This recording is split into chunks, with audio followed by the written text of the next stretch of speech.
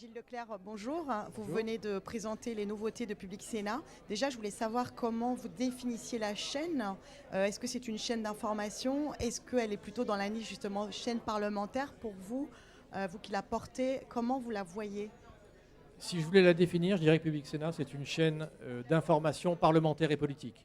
Et j'ajouterais, c'est une chaîne civique et citoyenne, ouverte sur les territoires, l'Europe et le monde.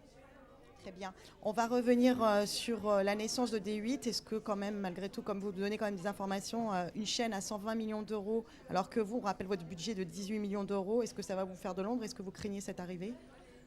Je ne crains pas je ne crains pas la concurrence en général. Je pense qu'elle est saine et que c'est aussi une façon de donner un peu d'émulation entre les équipes. Et ça nous oblige, nous, à être débrouillards, inventifs et à innover.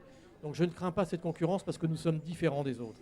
Et quand je vois, et j'ai beaucoup de respect pour ce qui va se passer probablement pour D8, je ne suis pas sûr qu'ils vont jouer sur notre terrain. Donc j'ai pas beaucoup de crainte. Nous continuerons d'être différents, j'imagine.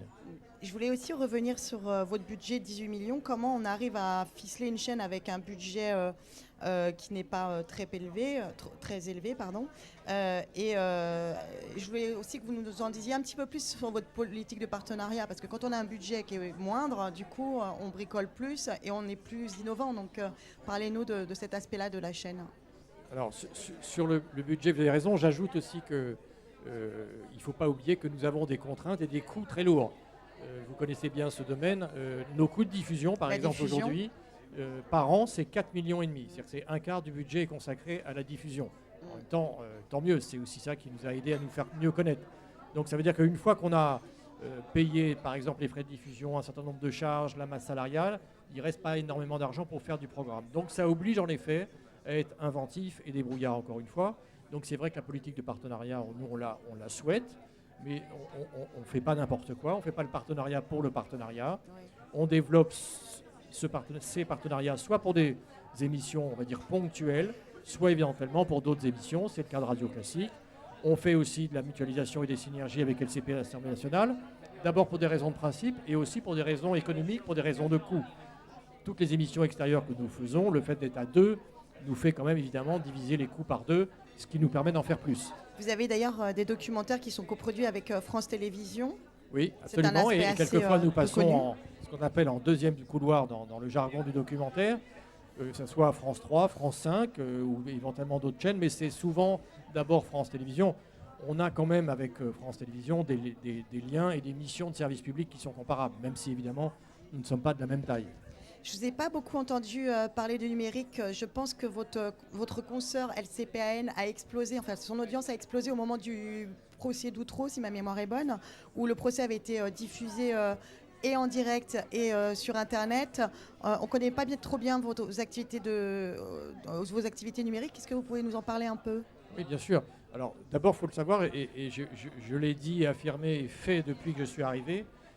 J'attache autant d'importance au numérique qu'à la TNT dans notre chaîne. Par exemple, au cœur de la rédaction de Public Sénat existe une rédaction web qui compte autant que le reste. Et tous les matins, la conférence de rédaction, on accorde autant de place à la rédaction web qu'à la rédaction plus classique. Ça, c'est le premier point. Le deuxième point, si vous regardez notre site aujourd'hui, il a considérablement été modifié déjà depuis 3 ans.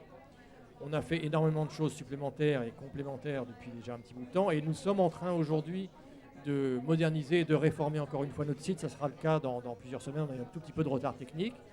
Dernier point, j'ai parlé tout à l'heure de la télévision connectée. Je vous ai promis un rendez-vous en 2013. Ce rendez-vous sera tenu.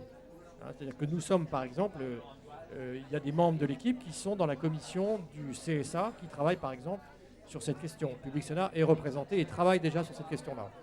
Et quand vous regardez aussi nos antennes, vous remarquerez que, j'allais dire les synergies, c'est un mot qu'on emploie beaucoup sur la chaîne, mais avec, je dirais, comme dans d'autres émissions qu'on peut voir sur France 5 ou ailleurs, elle est présente sur Preuve par 3 par exemple.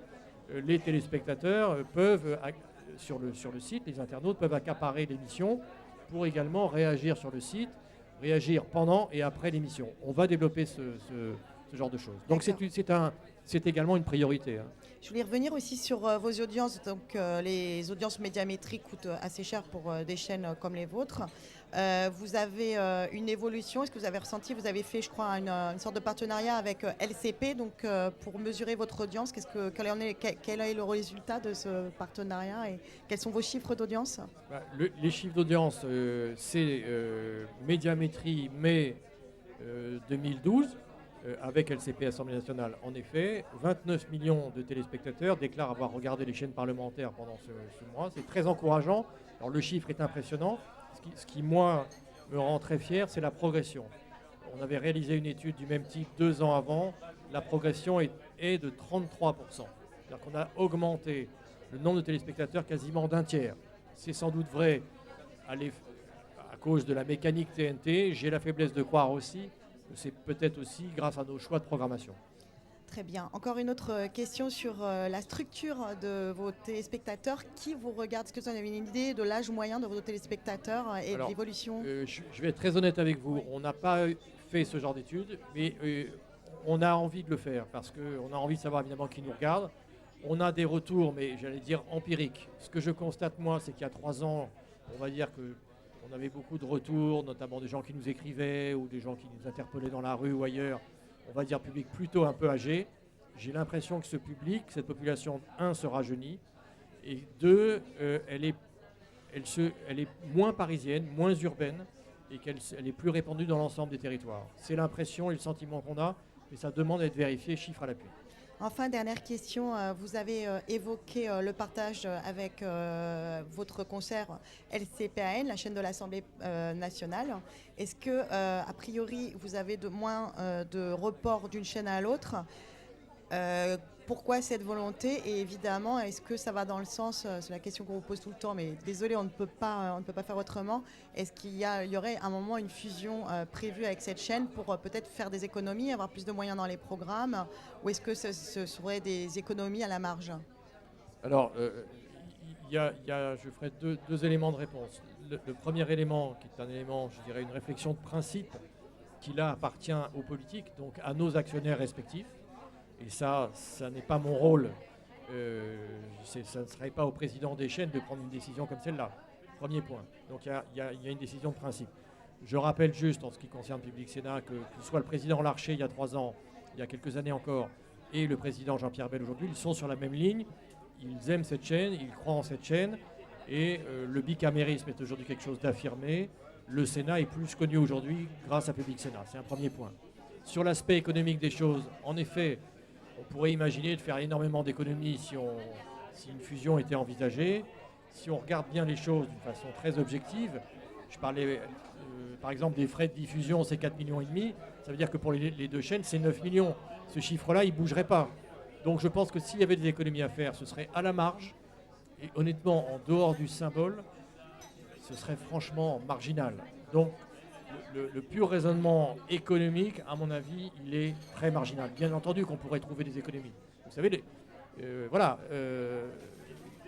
mettre côte à côte 2 fois 18 millions d'euros, on pourrait se dire on va faire plus, on va faire mieux.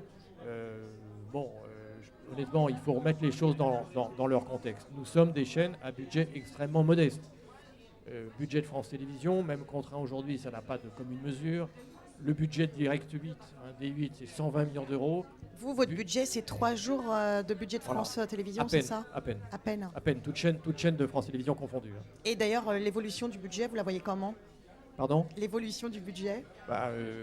Ce sont des discussions que je mène en ce moment avec notre actionnaire. C'est des discussions comme dans le contexte que vous connaissez, qui sont difficiles, réalistes, raisonnables, mais nous avons aussi une mission de bien gérer, je dirais, les contribuables, ce qui est tout à fait normal. Donc moi j'ai présenté des comptes à l'équilibre la saison dernière, j'espère bien finir à l'équilibre cette année, mais je vous avoue que c'est difficile. Merci Gilles Leclerc. Merci.